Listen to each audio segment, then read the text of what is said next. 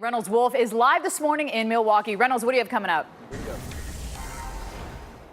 We're going to be talking about Land's End and lighthouses. This lighthouse you see here stands some 73 feet, and it has really stood the test of time and all that nature's thrown at it. The full story of this coming up in a few moments. We'll see you on the other side of this commercial break. See you in a few. But winds are kicking up the waves. This morning, Reynolds Wolf is live in Milwaukee near a landmark that once kept sailors safe and is now getting some help of its own. And Reynolds, it's interesting because the rain is gone, but you still feel the effects of that low pressure. Oh, absolutely. I mean, this morning we're still getting a steady breeze that's been coming on through. I mean, actually, a gorgeous morning. Clear skies, we have plenty of stars high above, and something you can see plain as day, this lighthouse. You know, when it comes to lighthouses, this man-made fixture certainly has a purpose of guiding ships, but at the same time, it also serves a bit of a psychological purpose to many of the sailors at sea, because it's really the last bit of shore they see as they venture away, but it's also the first thing that welcomes them back home. We've got close to 2,000 shipwrecks on Lake Michigan alone, so it's pretty important to have a lighthouse out there. Keep you safe. Standing tall on shores around the globe, lighthouses have been illuminating paths for mariners since 280 BC. These beacons communicate to crews offshore, helping them navigate coastlines. Seafarers and captains of ships really depended on lighthouses to be sort of like their guide to get them into safely into port. From candles and oil lamps to wood and coal fires, the fuel that powers lighthouses may change. The first lights that lit lighthouses were called Lewis lamps. They were like a hurricane lamp, and they had a parabolic reflector behind them, but they weren't very effective. The light didn't travel that far. Then the Fresnel lens came into the business. They were the lenses that could control the light beam a lot further. Our lighthouse was converted to electricity in 1929, so it made it a lot easier. And that was pretty much the end of lighthouse keepers once the lights became automated. But the weather they're up against does not. Year after year, strong coastal storms bear down so hard, only the sturdy survive. But survival brings with it battle scars, damage that Mark Kuhn is working to repair. So Milwaukee's famed North Point Lighthouse will be preserved for generations to come. We still want to keep that history alive, to tell people that, you know, it's a very important part of people's lives and how they got to where they're going today because of lighthouses.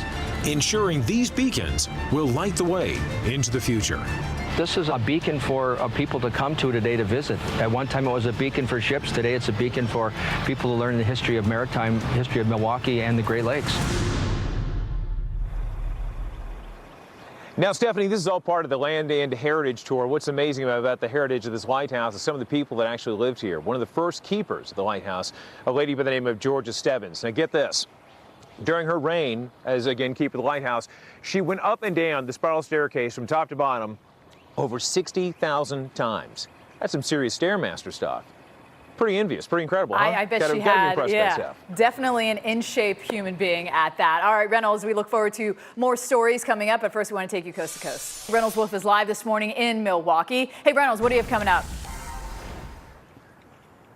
Well, we got a weather report for you and a story that comes to you from the ground up. Let's take a look from high above. Matt Safer's the man behind the camera. Matt, show America how beautiful the sun happens to look this morning. We're talking Land's End and lighthouse restoration after these messages. Grab some coffee. We'll see you on the other side. It's all highly caffeinated. Reynolds Wolf is live in Milwaukee near a landmark that once kept sailors safe and is actually getting some help of its own now. Reynolds, did you make your way all the way to the top of that thing? We are all the way to the top right now, so we're experiencing quite a few firsts this morning. Matt Safer, our photojournalist behind the camera, has never been live from on top of the lighthouse. I've never been to Milwaukee, and well, Michael Van, our producer, actually snorted a bug this morning by accident. So yeah, a lot of firsts. It's amazing. Back to the lighthouse. We are right now about 153 feet above Lake Michigan. You've got Milwaukee off in the distance. That is to our west. To our south and to our east, you can see this beautiful, gorgeous expanse of Lake Michigan. Now, the point of this lighthouse, which we first began full operation back in 1912, was to help guide sailors back to shore. It was basically a beckoning light that has traveled not only through all kinds of weather, but all through the ages, basically saying, follow me, I will show you the way home. Well, this morning we've been treated just beautiful colors. As the sun came up over the horizon, it was a decoration of pastels off in the distance. Now we got cobalt blue high above, and now just the piercing light of the sun that continues to come in. The waves, you see them occasionally in sets of 3 that race their way towards the shore. Some big whitecaps right over the breakwaters and the jetties that you have off in the distance. But things have really become quite sedate for the time being. It is a beautiful morning right now. Certainly cooler, certainly chilly. But again, just a truly a sight to behold. So the story about this lighthouse, let's talk about that a bit again. This lighthouse is actually one of really 3 different lighthouses put together, kind of put together like a jigsaw puzzle. At one point, there was a different lighthouse that was about 100 yards that direction towards Lake Michigan. However, you had a great deal of erosion. It almost fell back into the water itself, so they built this new one right here, which is, again, still stands today, Steph.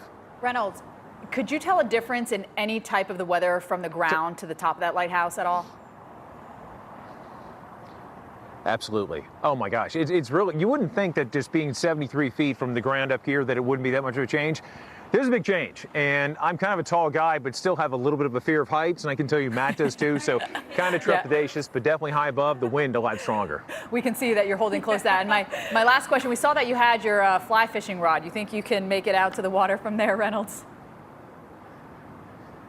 I travel with a fly rod everywhere I go. It's an extension of my hands. I have to have it. But yeah, maybe get out there for a little bit and do some, but maybe Friday when I get back home. We'll see. And once you get down on the ground as well. All right, Reynolds, thanks for that. We'll check back in with you a little bit later. We'll get him. Standing very close. He looked like the Mario Brothers game when they're on their gate and they're like holding on like that, Jen. Yes, yeah. No, I mean, look, there's a tiny little fence, but not much to hold you up there. Well, we're going to be talking more about this incredible lighthouse that has really stood the test of time in all weather that has lashed against it. This incredible lighthouse. We're going to talk about its service and also talk about Land's End and their heritage tour. That's coming up in a few moments. Till then, enjoy the sunshine. Reynolds Wolf is live in Milwaukee this morning near a landmark that once kept sailors safe, helped out the sailors, but Reynolds, now it's getting some help of its own. How's that?